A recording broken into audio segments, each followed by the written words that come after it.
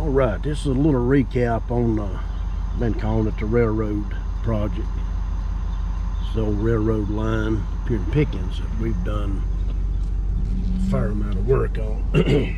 We had everything done on the driveway except for one section between the entrance and the build site. Brought that in the other day, prepped it for some drainage, and got the gravel put in yesterday. And big storm came right as soon as we got done, and which was perfect. It helped pack the gravel in as we walked it in with the tractor and the dump truck. But in or out, we was good right to here with gravel, and we started up fresh yesterday installing, and 200 more tons added to the project.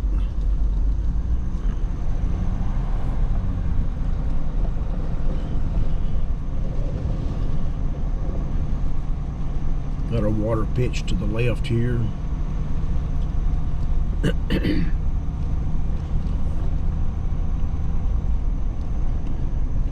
Start over this little ridge here, and we got a little bit pitched to the left with a couple of cutoffs into the woods, and then from here down it pitches to the right to shed the water off. And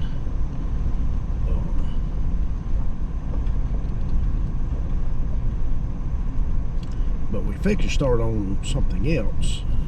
Well, we started the other day just getting the track hoe into the area and getting the pipe put in. But we put new gravel into right down here. You can see where the color change is.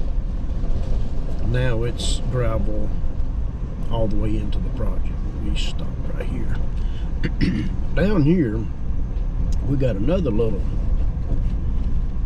project of cleaning off the edge of the riverbank, and a lot of fallen trees, and just over the years of flooding, it's dumped sand up on the shoreline, and then back up above it, of course, it's lower, so it's causing a standing water and just making a mess. Unusable land, which starts right here. And I don't know if you remember previous videos, but we had to come across this swamp area, and now everything to the right is dried up. Everything to the left is semi-dried because we cut in some drain ditches when we was in here last year. And possibly this over on the left may come through and cut some channels in, hopefully before the rain season starts again, to just keep that drained, because that's several acres it's not usable. And but we came in one day this week, and I went ahead and stuck a pipe in, and I'll show you right here in just a second.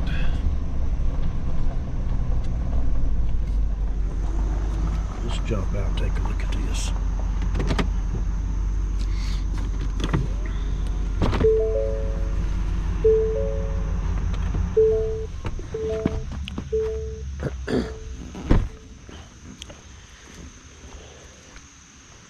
This is a bunch of fallen trees off in this big water hole, and they want to clean it up on the edge, and which I don't blame them.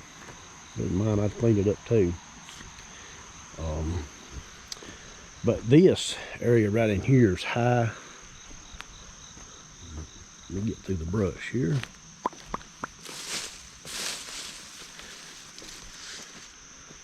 But from the creek edge, it rolls up and comes back down. I call it virgin grade. And that's where over time, when the rivers flood, it dumps sand and debris and sediment up on the shore, but it don't push it all the way back under. So you wind up, we cut this drainage ditch in last year, just enough to get it to bleed through.